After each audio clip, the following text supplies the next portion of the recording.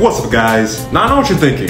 An Ironheart review? Fantastic Four is coming out this month. And I'm gonna be real, I was not excited when the show got revealed. I was still busy thinking it was crazy Riri got a show before Rhodey. Why are they doing him like this? Because here's the thing, I try not to feed into any discourse or early reviews going on online because I want to wait for the project to officially come out. And it's basically a tradition for me at this point. Even if I'm unfamiliar with the character, I give it a chance regardless because 9 times out of 10, I come out entertained. So with that out of the way, let's get into it. How do I feel about this show? Honestly speaking, not bad. Overall, an enjoyable time, and I think it does a good job of establishing Riri in the MCU. If you got the time, check it out. Now let's go over the bad first. The first episode is shaky, I'm not even gonna lie to you.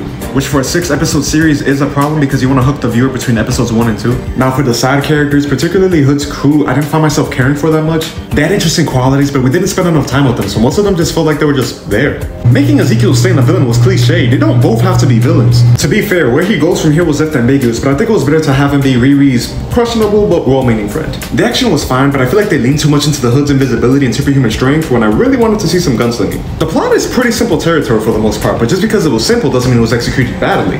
Let's get into the good. Riri and the Hood are the best parts of the show. One thing I really appreciated about the show that despite being a legacy character, she's really not trying to be Iron Man. She wears it in honor of her stepfather who was an Iron Man fan. She wants to do great things, but not for Tony's sake. She even proposed an interesting question. Would Tony Stark be Tony Stark if he wasn't a billionaire? Because yes, Tony's one of the greatest minds on the planet, but he is also a nepo baby with money to burn. And since he had that much money, he could just throw it at whatever and just start working. Let's say Howard Stark isn't who he is. Tony's so much of a genius, it's fair to say that he can make a name for himself regardless. But without all those zeros in his bank account, it will definitely take him a lot longer to get here. I'm glad they tackled this with Riri because how many people haven't said to themselves, if I had X amount of money, I would be able to do A, B, and C. I also think her mental health was explored really well. Riri tries to tackle a lot on her own, so when things start to get worse and worse, you really feel her being overwhelmed. And seeing her accidentally create an AI of her friend Natalie really doesn't help. More on this later. And the Hood, a justified villain. Her rich dad leaves you out on the streets when you're 12 and he straight up tells you, I didn't want you. Bro, he was wronged and he wanted it all, and he wanted his crew to be along for the ride. But he just couldn't let go of the dark magic, couldn't let go of the thirst for power, and he pushed everyone away. The path to evil is paved with good intentions. Also, I really appreciate how magic is accepted as a real thing now. When Riri and her mother go to a candy shop and it ends up being a magic shop, the shock isn't magic is real, it's you practice magic? I'm glad the show didn't make it this big moment for Riri when it didn't have to be. It was like censoring the Thunderbolts. We knew who it was and the movie didn't try to make it a secret. Now, who gave the Hood his powers? This is what elevated the show from a 6 to a 7 for me.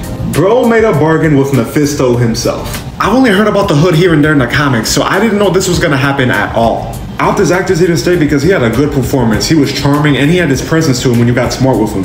And it's not the reveal that elevated the show, it's how they subverted my expectations with the ending. Riri made a bargain with this dude. For some context, Riri lost her best friend Natalie in the show, and she brought her back as a near-perfect AI.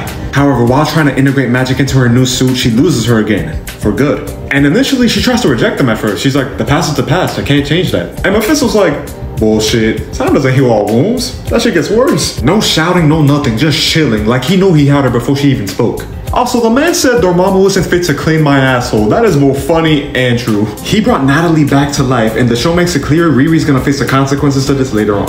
I'm even more excited for what's about to happen in the future now. The chances of a Ghost Rider cameo just got a lot higher. They're quietly setting up the Young Avengers in the background, so is Mephisto the villain that makes that team up official? Doom lost his mom to Mephisto. Is this a storyline we tackle in Doomsday? Whatever their plans are, I hope they can execute them well. And we are done. Hope you guys enjoyed the video. Please like and subscribe. My socials will be in the description. And please tell me, have you watched Ironheart? How'd you feel about it? What do you think Mephisto's role is going to be in the MCU? Are your thoughts? Let me know in the comments.